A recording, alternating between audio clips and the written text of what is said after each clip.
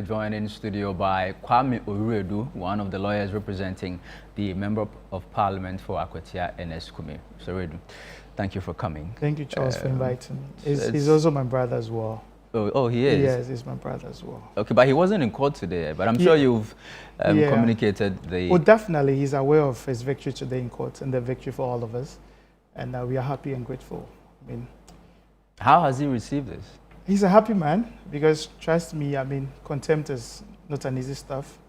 And his nature is such that he's a bit reserved. And so I'm sure it affected him a bit, but he should be a happy man today.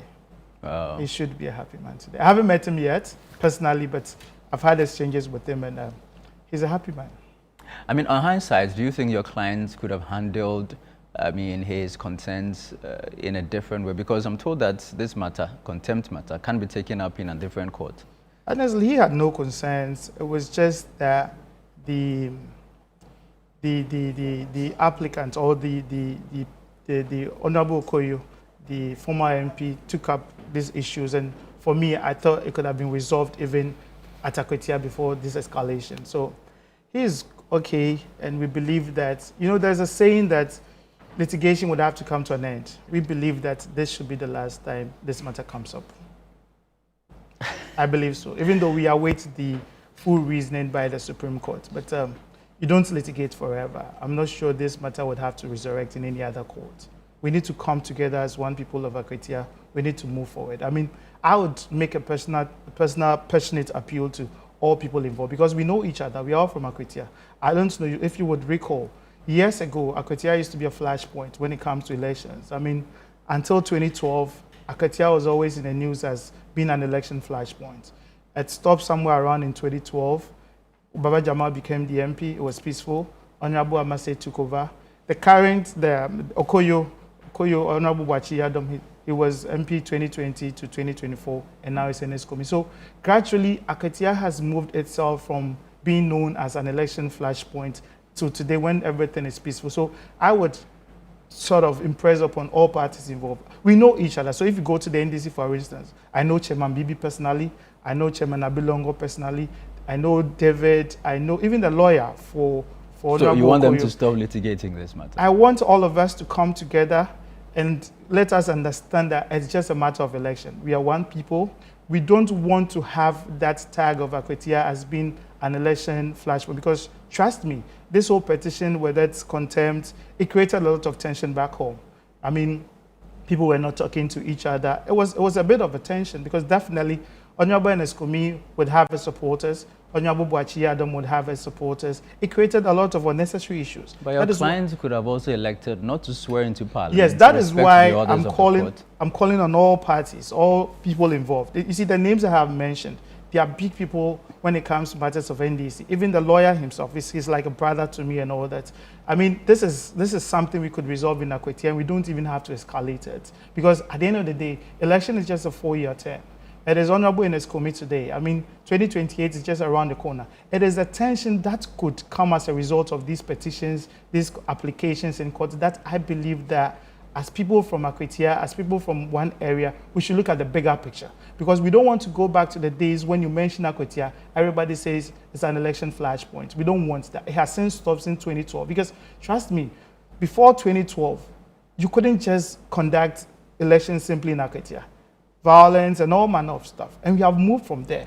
But what I'm trying to say is that if we should continue with this petition, if we should continue with this contempt here and there and all that, I mean, we may go back to the days when Akwatia was known for election as an election flashpoint and all that. So I'm just calling all parties involved. I mean, kudos to the constituency chairman, Yawado. He's been one who has tried on numerous occasions to reach out to the NDC chairman, who is Bibi, Chairman Bibi.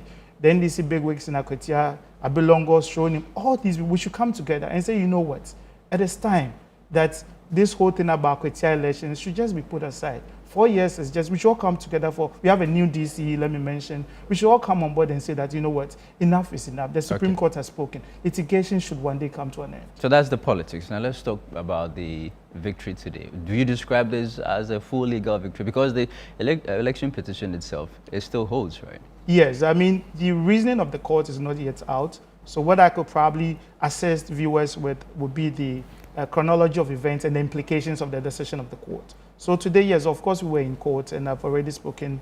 And what happened was that, you see, we had two sort of cases pending in court. There was a certiorari application, a judicial review application. And let me say a big thank you to Leonard Gary Mafu and his team. They've really done a very good job. Mr. Kumi is very grateful. So he filed two applications in court. One to quash the petition itself, and he was alluding to the fact that at the time of the filing of petition, there was no gazette, which was a requirement before the petition. Then the second one was to seek the intervention of the Supreme Court to quash the ruling of the Leonard High Court Judge in Koforidua, which had convicted and had even gone ahead to issue the bench warrant for the arrest, for the contempt, for the arrest of Honorable Yakomi. So we had two applications before the Supreme Court. So with the contempt one, the Supreme Court, per a 4-1 majority decision, came to the conclusion that even though we have not seen the reasoning yet, but some of the arguments that were proffered in court during the hearing of the case was issues of procedural impropriety. That yes, probably Mr. Kumi may have committed the offense or probably may have conducted himself in a manner which probably was contemptuous of court. The procedure that the judge resorted to and the maneuvers and all those things at the court were such that in law we say probably it amounted to procedural impropriety, and there were issues of natural justice as well, even though I have not seen the reasoning of the court. But have you heard your opposing lawyer say that the conviction was not quashed? Have you heard him say that? I haven't heard that, but the ruling is quashed. The conviction is born out of the ruling. And if the ruling is quashed, there's no conviction. So the ruling of the court contained the conviction. So the court, per its ruling, convicted an Honorable Ernest Yakomi for contempt. So if the ruling is quashed, definitely there's no conviction. But I haven't heard that, but I'm not sure. Probably that is what he meant to say. And also you remember that there was a bench warrant as well. So that bench warrant too has been closed. So these are the implications. The implication now is that Honorable Ernest Yakomi is as free as a bird to carry on with activities as the MP for the good people of Akwatia. And I will say this again.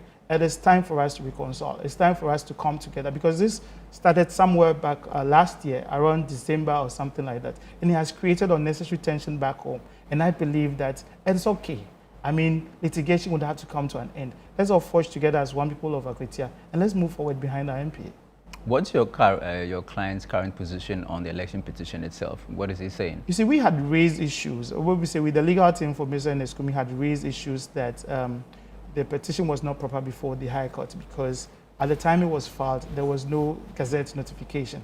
But by the hearings at the Supreme Court, I think there's a confirmation that there's a gazette notification. So as we speak, I think the petition pending before the court, Koforidua, it's a valid one.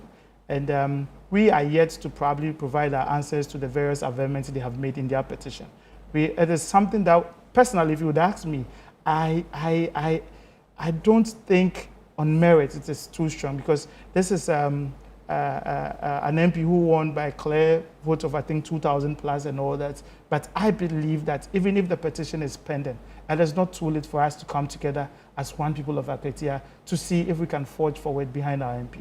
It is doable. It is very much doable. All right, thank you very much, Kwame Redu. You've been appealing to the people of Akwatia a lot on this show. I'm sure they've heard you. Yes, and good evening to all the people who have supported Ernest Kumi. I mean, the constituency executives have been very great.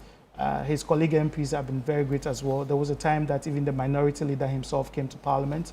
The constituency chairman has always been in there for him, supporting him. People like Ezra, Obro, they've all been supportive. And Ernest Kumi is grateful, and we say thank you to all of them. All right, thank you very much for coming. Kwame Redu is one of the lawyers for the Member of Parliament for Akwatia, Ernest Kumi.